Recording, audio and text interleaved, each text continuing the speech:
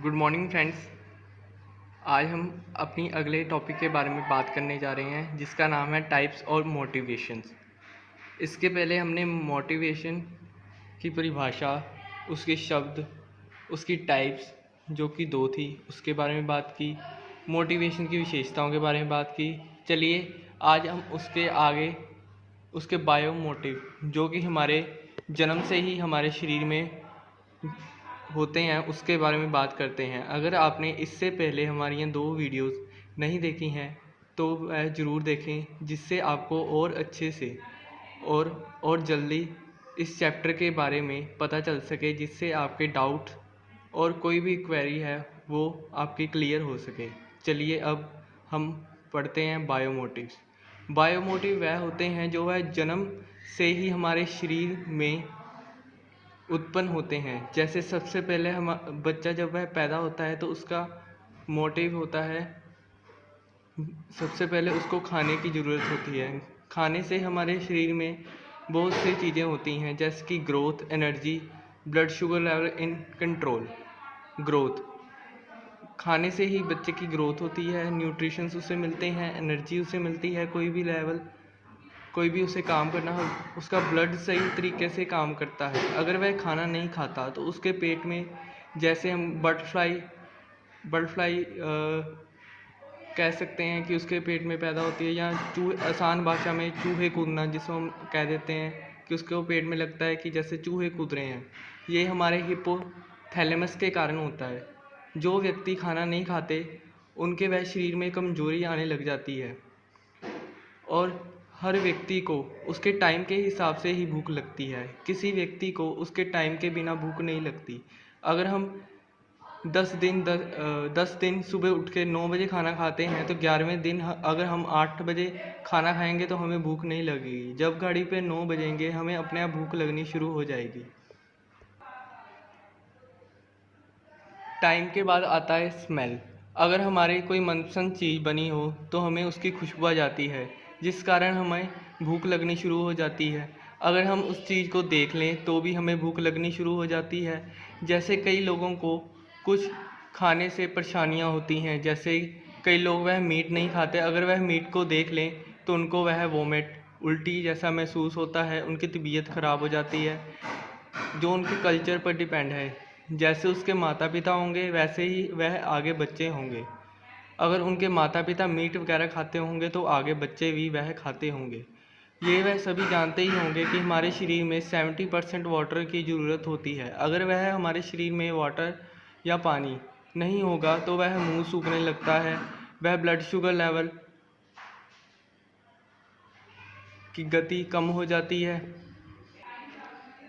ये हमारे शरीर की शुरुआत, वह बच्चे में भी इसी प्रकार के गुण पाए जाते हैं और हर प्रकार में। अगर हम हमारे भारत की बात करें तो वह कई ऐसे बातें हैं जिसके बारे में हमें बोलने के बारे में मना किया जाता है, जिसके सबसे पहले उदाहरण है hormones of sex.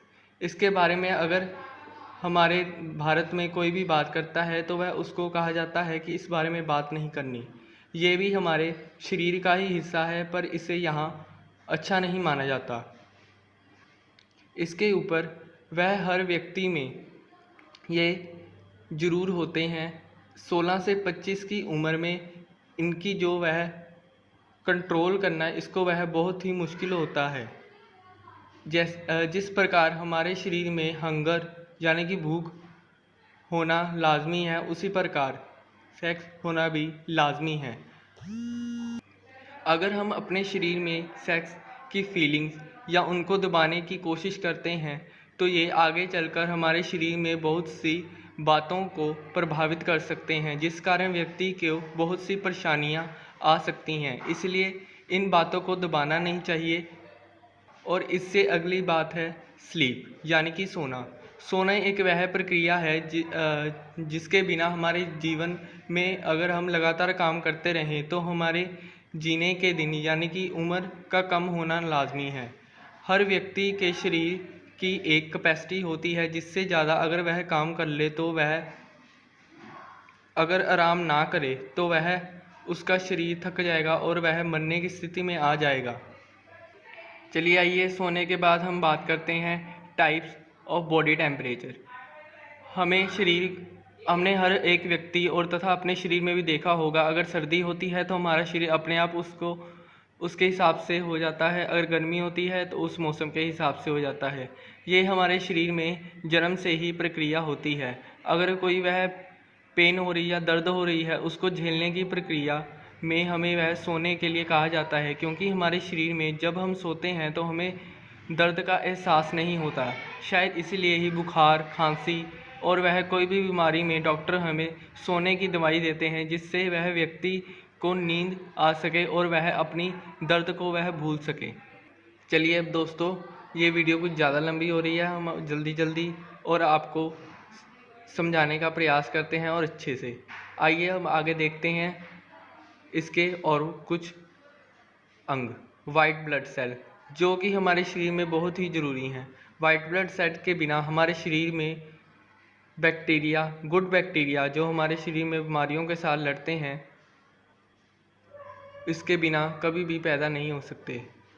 White blood cell बच्चे के पैदा होते ही उसके शरीर में जन्म लेने लग जाते हैं। उसके बाद अगला जो है वो है, उसके बाद हम बात करेंगे मैथल लवर। मैथल लवर वो वह फीमेल्स में पाया जाता है। हम ये भी कह सकते हैं मदर में पाया जाता है। ये हम ये नहीं कह सकते कि ये मेल में नहीं होता। ये वह फीमेल में अगर 70% होता है, या 30% मेल में भी होता है। अगर हम अपनी आसपास की देखें तो देखा जाता है कि जिस प्रकार एक माँ अपने बच्चे की भूख, उसकी आदतों को समझती है, उस प्रकार उसका पिता नहीं समझ आता। हम ये नहीं कह रहे कि उसके पिता को उसकी चिंता नहीं होती, पर हम ये अवश्य कहते हैं कि उसकी माँ जितना उसका ध्यान कोई नहीं रख सकता। और इस बारे में साइकोलॉजिस्ट ने भी कहा है, क्योंकि फीमेल में हार्मोन्स की उत्पत्ति ज़्यादा होती है मेल्स के मुकाबले। उनको सेंसिटिव हार्मोन्स भी कहा जाता है। और आइए आप सबसे ज़्यादा ज़रूरी जिसको माना जाता है सांस लेना।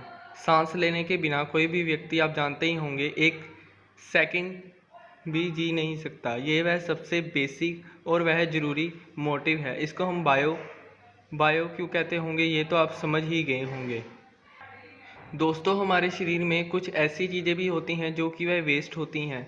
उनको शरीर से कैसे निकाला जा सकता है, इस बारे में भी हम आपको बताएंगे।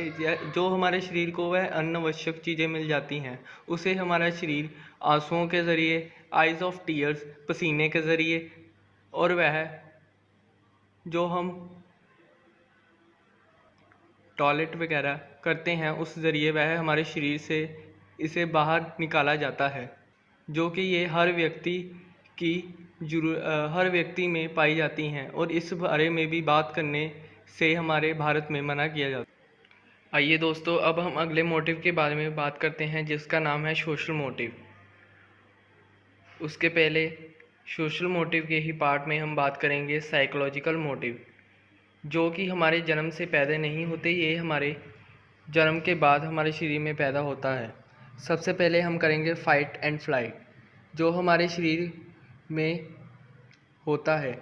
ये फाइट एंड फ्लाइट इसको इसलिए कहा जाता है कि अगर कोई मुसीबत आ जाए तो फाइट, यानी कि उससे हम लड़ेंगे, या फ्लाइट, या उससे हम देखकर भाग जाएंगे। ये हर व्यक्ति के अंदर होती है। ये व्यक्ति के ऊपर निर्भर करता है कि वह फाइट करता है या फ्लाइट करता है। ये साइकोलॉजी के मोटिव में आता है। और उससे अगला पॉइंट है ह्यूमन लाफ। हर व्यक्ति को अपनी किसी भी परेशानी में मुस्कुराना चाहिए। मुस्कुराने से उसके जो वह नेगेटिव थॉट्स हैं वो उसके दिमाग में पैदा नहीं होते।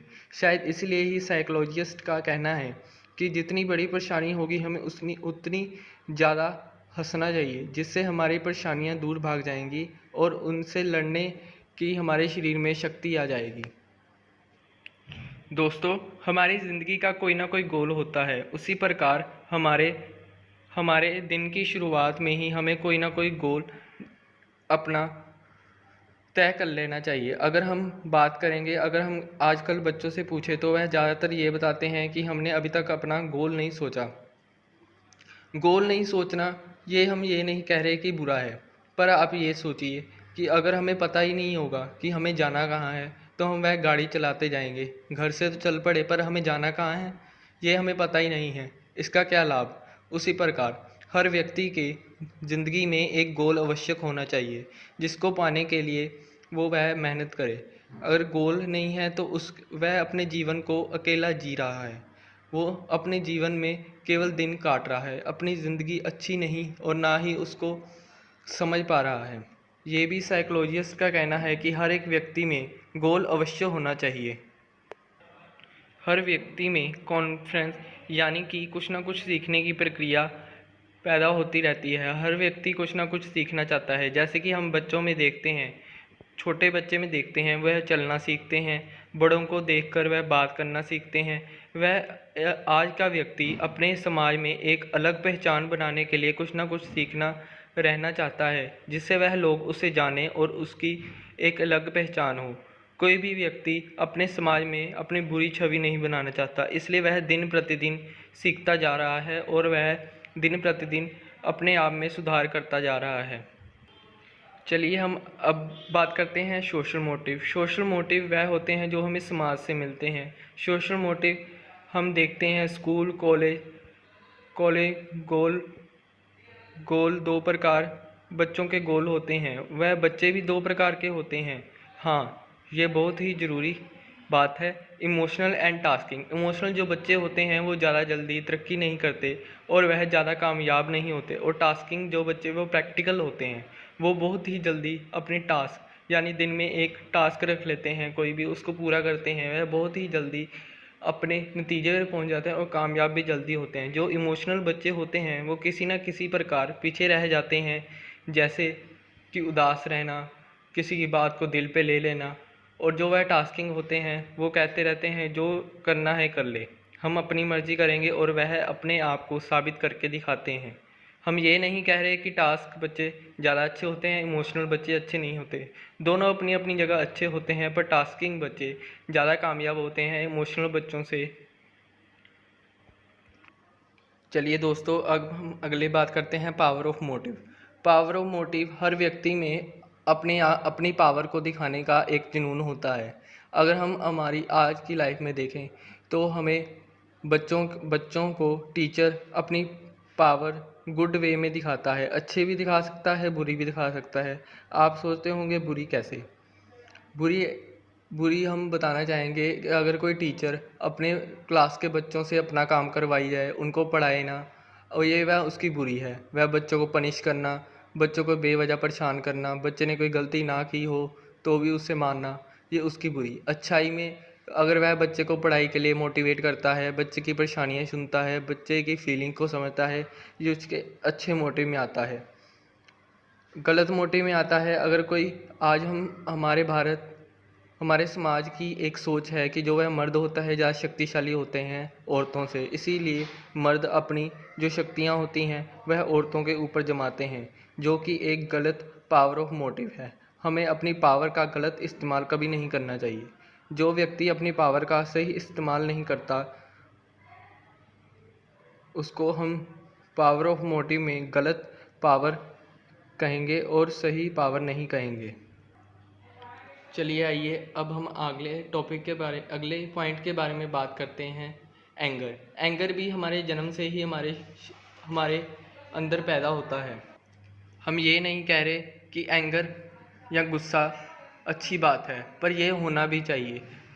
अगर हमारे बीच में गुस्सा है तो हम अपनी बात अगर कोई व्यक्ति बहुत ज़्यादा परेशान है, कोई उसकी बात नहीं सुन रहा, तो वह ज़ोर से बोलने लगता है, जिससे वह लोग सुनने लगते हैं। पर हमें अपने गुस्से पर कंट्रोल भी करना आना चाहिए। कई लोग होते हैं बेवजह गुस्सा करते रहते हैं, ये भी अच्छी बात नहीं। गुस्सा हमें कब बाहर निकालना है और कब उसे रोक के रखना है, ये हमें पता होना चाहिए। कई बार गुस्सा करना हमारे लिए हानिकारक हो सकता है, हमें इससे बहुत सी परेशानियां हो सकती हैं। अगर हम गुस्सा अपना नहीं निकालेंगे और अंदर ही अंदर दबाए रखेंगे तो आगे चलकर ये हमारे शरीर का सबसे बड़ा रोग बन जाएगा और इसका कोई भी इलाज नहीं हो पाएगा। चलिए आइए अब हम अगले टॉपिक के बारे में बात करते हैं, इम्टेन, जिसको हम आसान भाषा में नकल कहते हैं। जब बच्चा पैदा होता है तो वह भाषा अपने माता पिता को देख देख कर सीखता है। वह उसको ये बताया जाता है कि वह लड़का है लड़की, उसके वह लुक्स उसकी जॉब बताया जाता है, तुमने ये काम करना है, ये नहीं करना।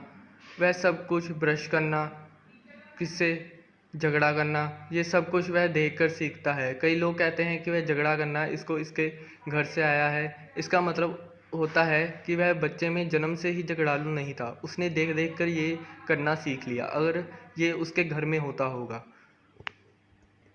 हर एक व्यक्ति सिंपैथी भी होता है और एम्पैथी। सिंपैथी यानी दूसरे की बात सुनना, एम्पैथी उसको उसकी जगह पर अपने आप को रखना।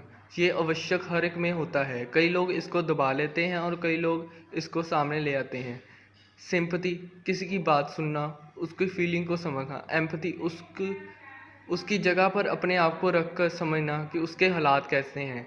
उसको उसके सामने हम उसके मुंह पर नहीं कहेंगे, पर हम किसी और के सामने उसके बारे में बात ज़रूर करेंगे। ये हमारे फीलिंग का सबसे बड़ा